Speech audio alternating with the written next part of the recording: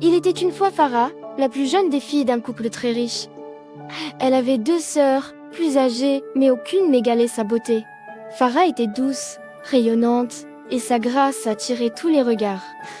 Un matin, elle confia à ses sœurs un rêve étrange. « Écoutez, cette nuit, j'ai rêvé que le prince du ciel était descendu sur terre à la recherche d'une épouse.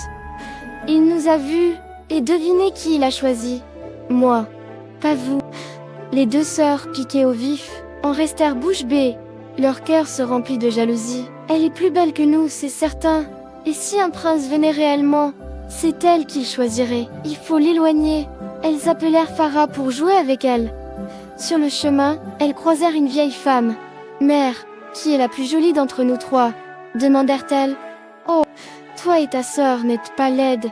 Mais Farah est d'une beauté rare. » Plus loin, elles rencontrèrent un vieux monsieur. « Père, qui est la plus belle d'entre nous ?» Farah, évidemment. « Ah, Farah, toujours Farah !» s'exclamèrent-elles, furieuses.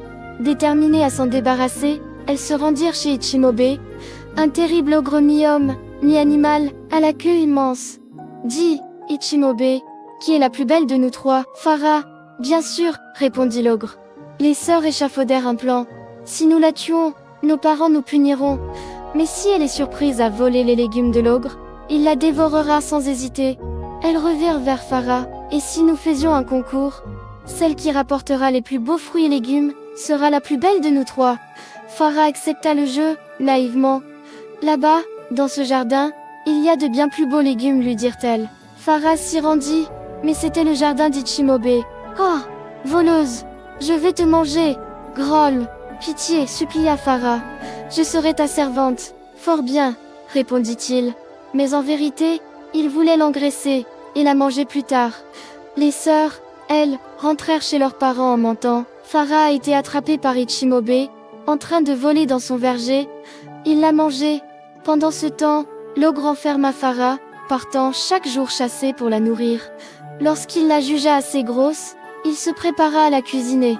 Mais ce jour-là, une petite souris s'approcha de la natte de Farah. « Donne-moi un peu de ton riz, dit-elle, et je te dirai comment t'échapper. Pourquoi t'écouterais-je, petite créature? Tant pis, que l'ogre te dévore alors. Attends, prends ce riz, que dois-je faire? Importe un œuf, un balai, un bâton et une pierre.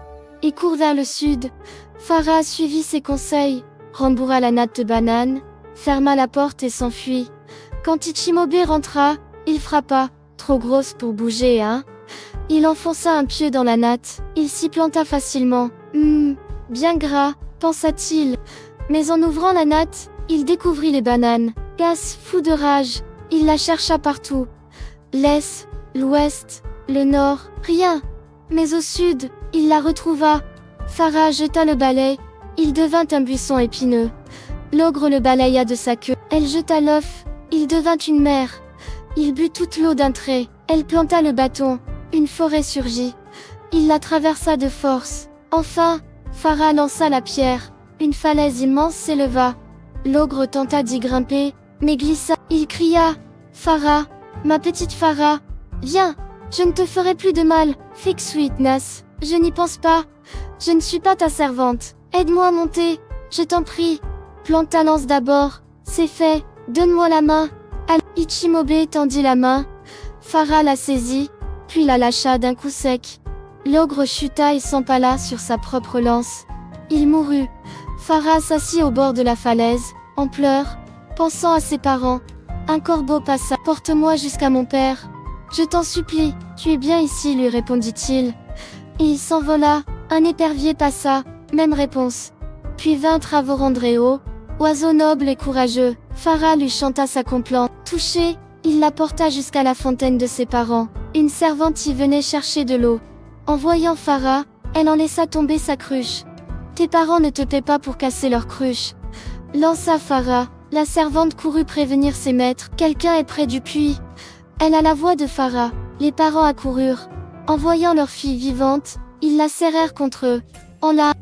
Quand Farah raconta les actes cruels de ses sœurs, celles-ci furent chassées de la maison, pour n'avoir semé que jalousie et perfidie. Et Farah, elle vécut en paix, dans la lumière de son destin. Et peut-être même qu'un jour, Le prince du ciel est venu la chercher, comme dans son rêve.